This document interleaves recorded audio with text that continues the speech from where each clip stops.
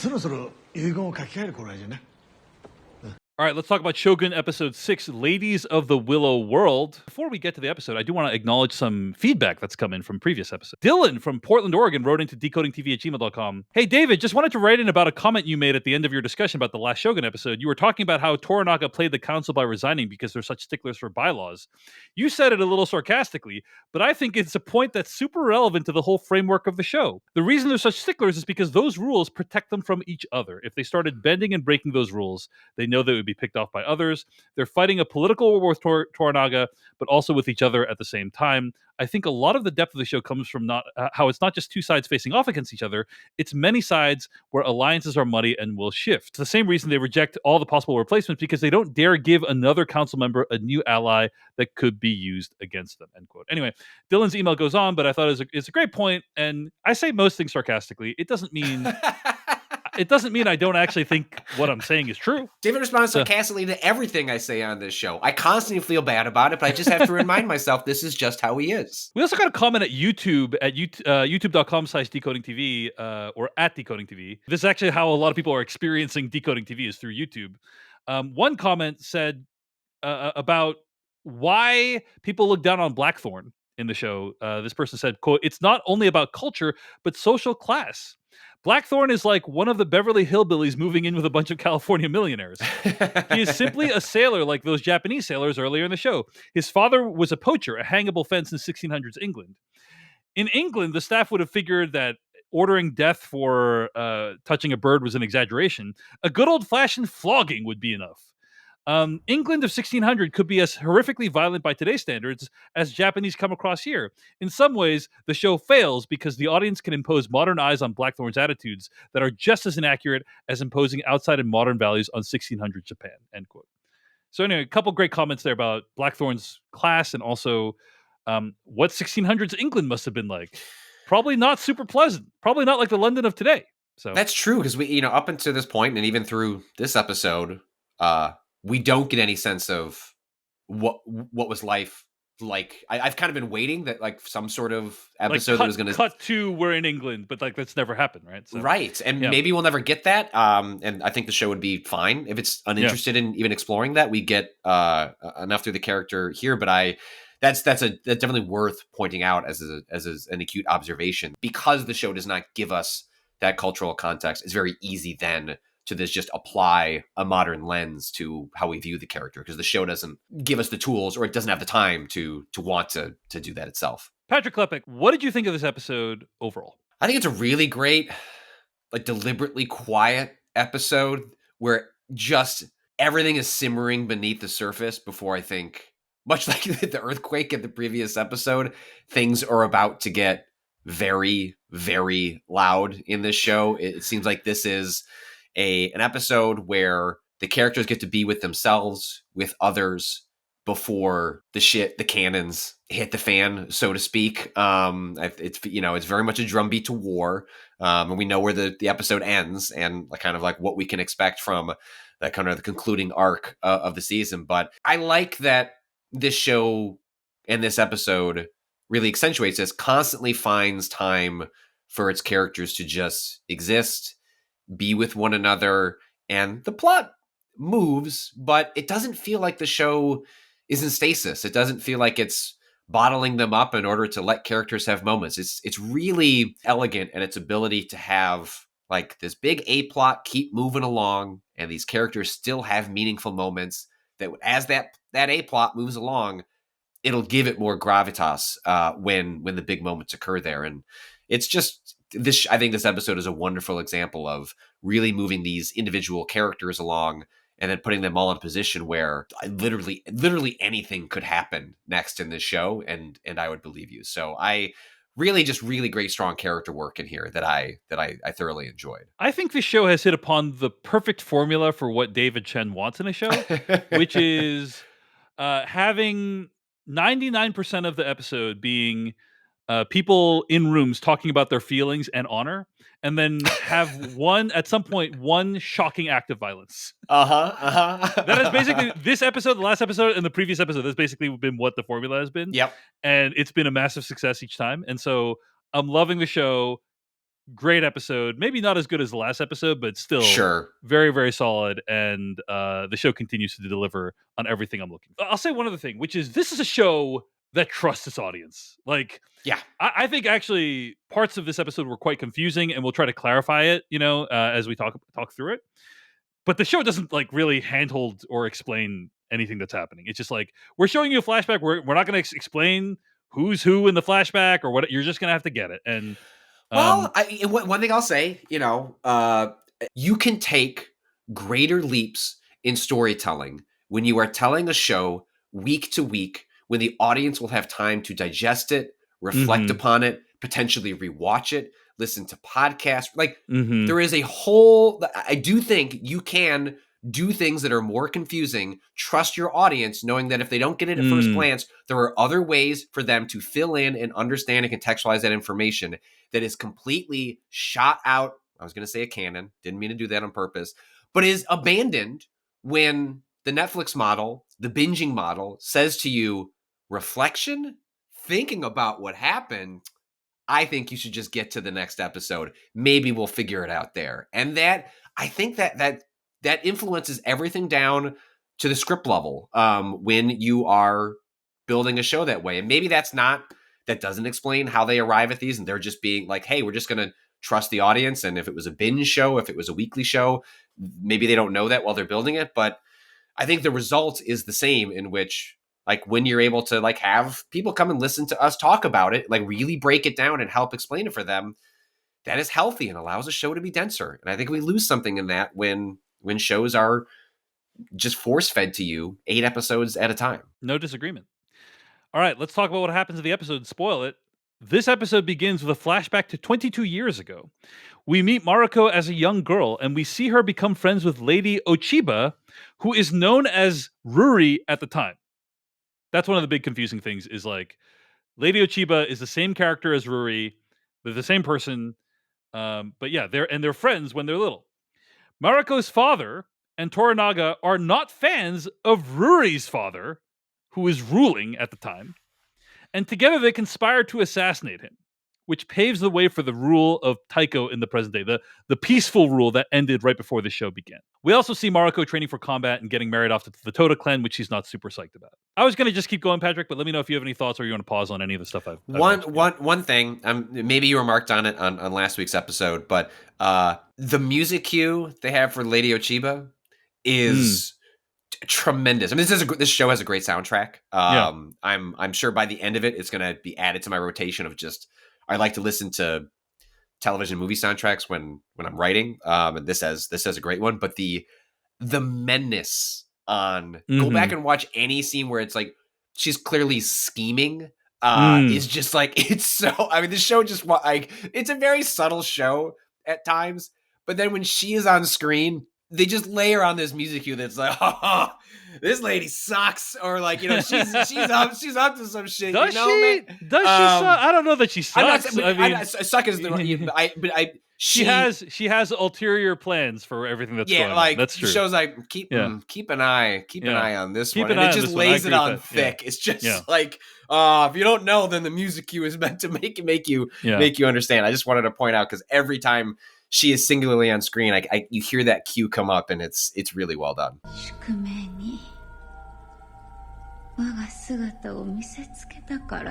In the present day, Toranaga is rallying the troops after many of them died in the earthquake last week. He honors Blackthorn with a fief and a hefty annual salary. Blackthorn is also made Chief Admiral of the Kanto and in charge of the Cannon Regiment, much to the chagrin of Yabushige, who decides it's time to write another will with his nephew. We get a few scenes with Toranaga this episode. Patrick Klepek, I'm going to put this out there. I think Toranaga in Shogun, kind of an asshole. Going to just put that out there. Kind of an asshole. I mean, a lot of characters. I mean, I think this is actually one of the huge accomplishments of this episode in general, is really complicating our thoughts on good guy, bad guy narratives with each for sure. individual character. I think we are very much meant to, throughout this show, see Toranaga as a noble, heroic figure, and he may still be the character that we sort of land on and is portrayed at the show as probably the one that should, quote, come out on top. But by the end of this episode, and that's that's why you were fair to push back on the characterization of like me calling Lady Ochiba as like someone who quote sucks. I meant to just mean like she's menacing and calculating. Yeah. Because everything we learn about Toranaga, Taiko, like everything is complicated in terms of a land of peace and everything was good for everyone. Well, like who's the everyone that we're talking about? And who's the peace directed at? And I think you're right.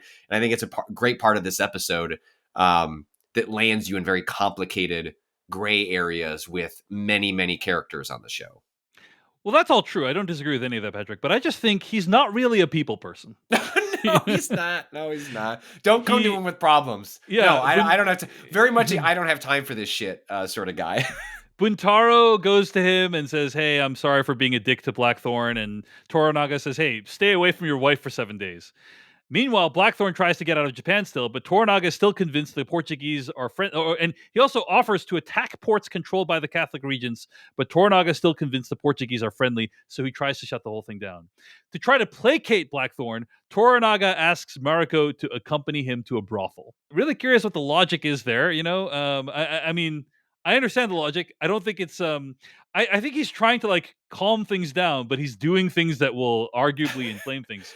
Yeah, these two seem like they might be in love, and her husband is physically assaulting her. I think the way to solve this is I think you need to personally observe this guy that you have a thing for have sex with someone else. I think that will nailed it. That's going to solve the whole thing. And then later on in the episode, I mean, I'm skipping ahead here, but later on, he says to her, "Wait, you didn't know this whole time? The reason your dad married you off was so you could eventually take revenge on him and his family?"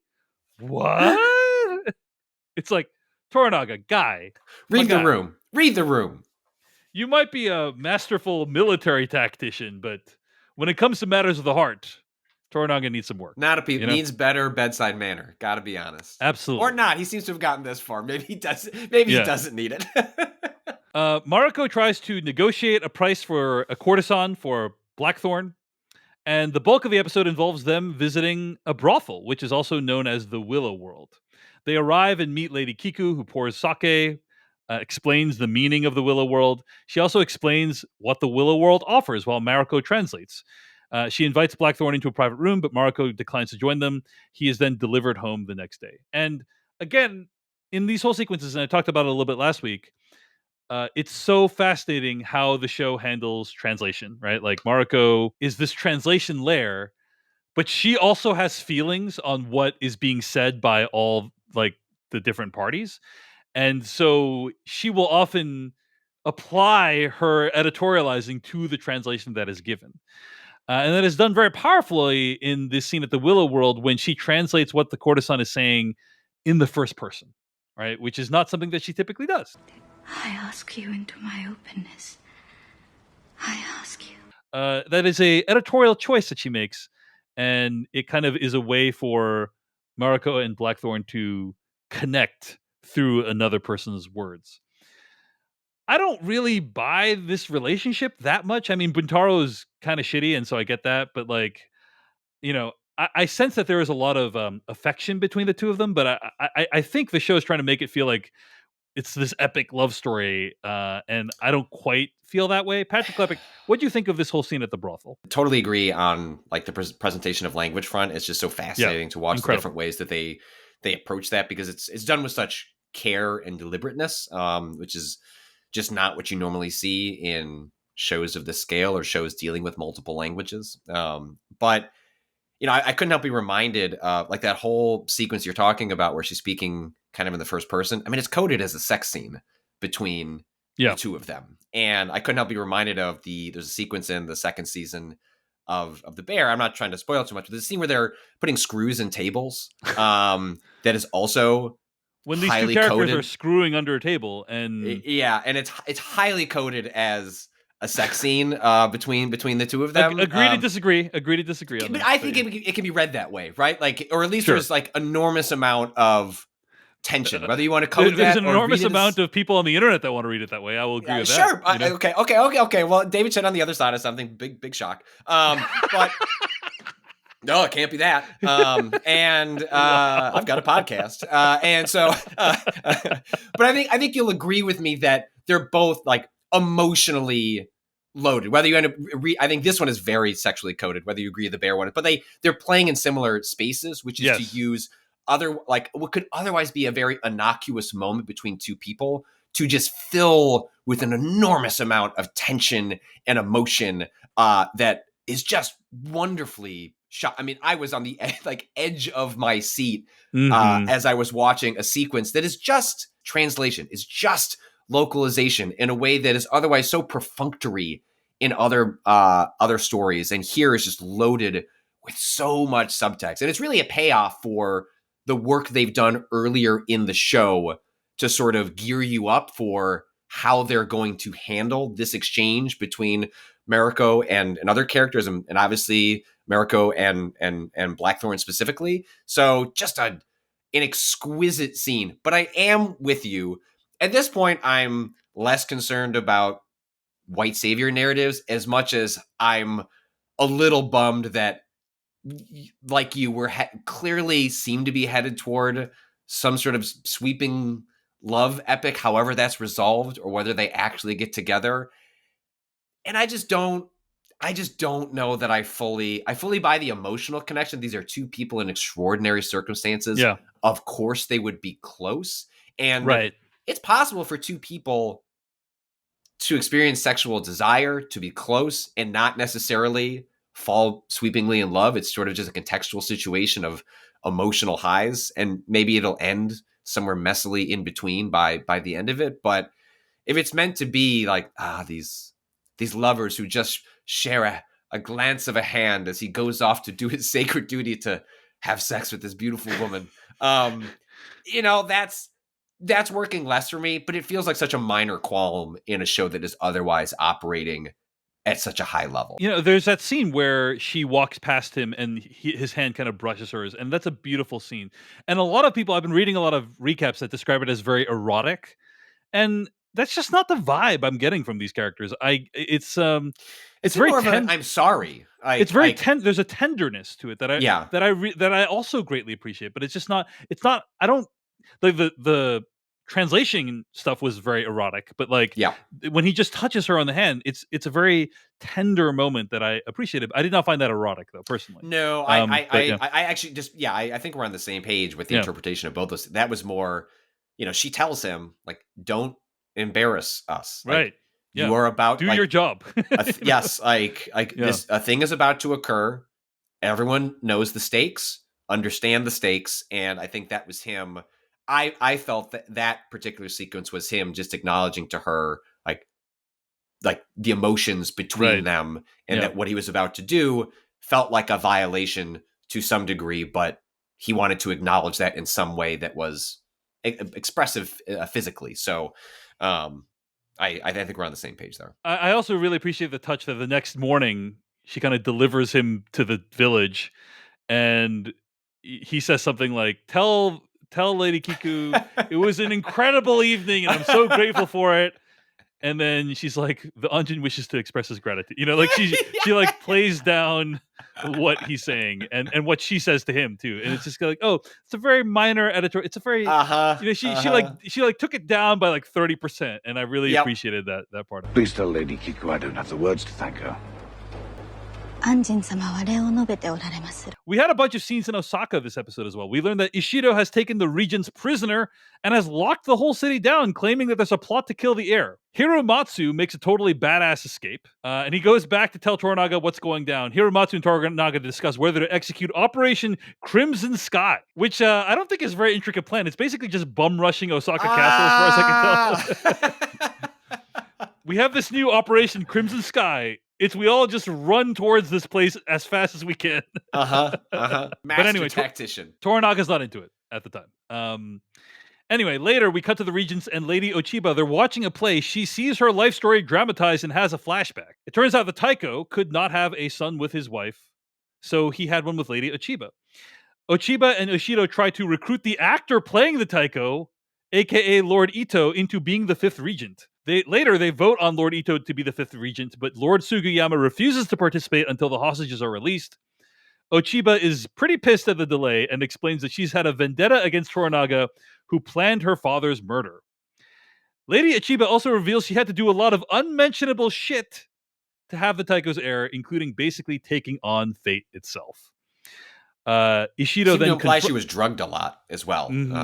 Yeah, Some sort of had to take herbs. Yeah. She Ishido then confronts Sugiyama, murders all of his guys, and blames it on bandits. But yeah, we really get a better sense of Lady Ochiba's backstory this episode. Toranaga and Maruko's dad killed her dad.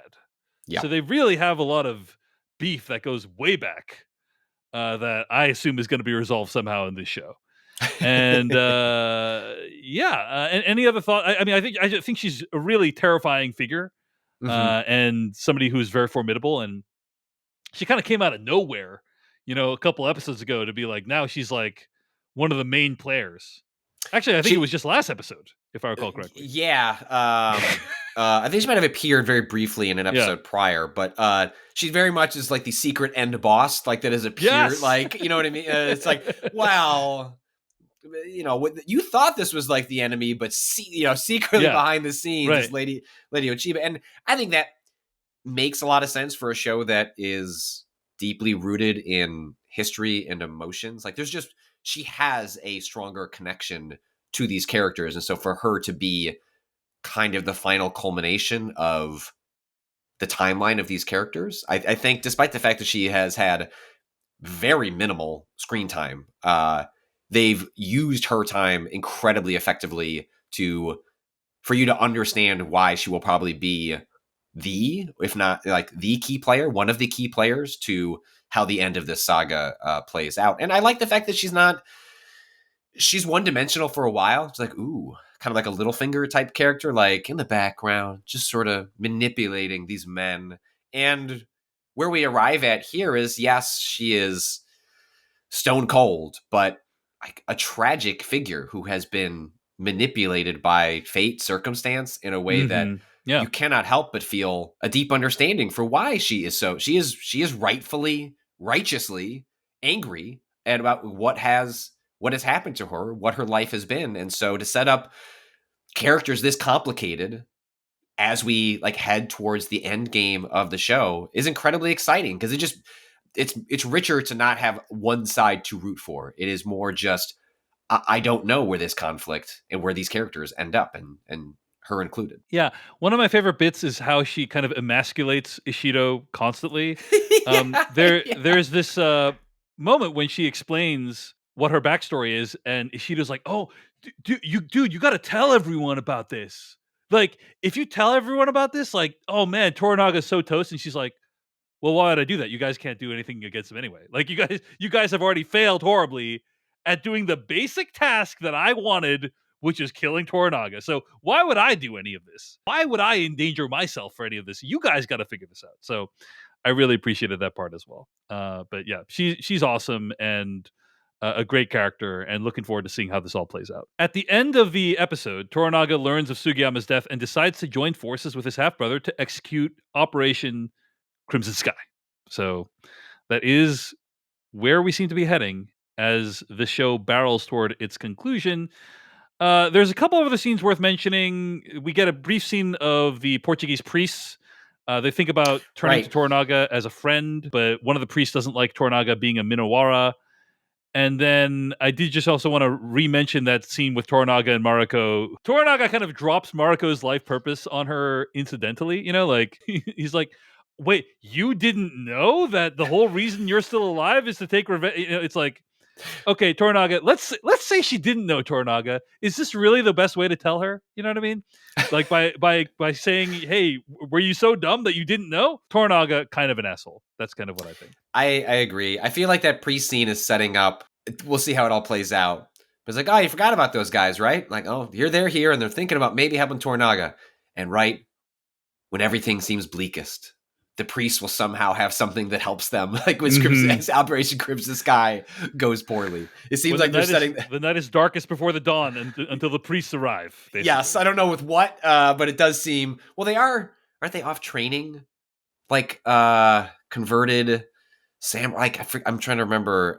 I'm trying to think what they could offer to actually help Toranaga. But I feel like they will show up like at the last second with some sort of replacement for the thousands that they lost as a result of the quake. The biggest thing we know is they have the black ship, but like we don't know how militarily that can be particularly useful at this point. But we'll see.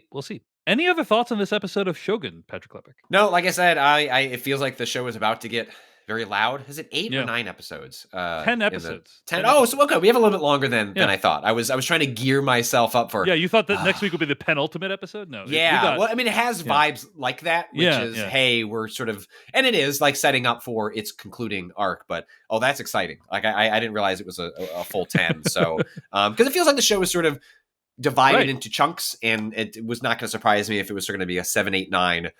With a lot of, because as you and I have talked about, the moments of violence have worked better than the extended scenes of combat and violence. And clearly where the show is going is to a lot of conflict. And so I'm going to be interested to see how the show handles an escalation in warfare with a show that you and I like most because of its characters talking in rooms. And so I guess that's the thought that I'm left on as we head towards this section of the show is, how will it balance that? Will it balance that? And what kind of show is it as it becomes a show about direct conflict?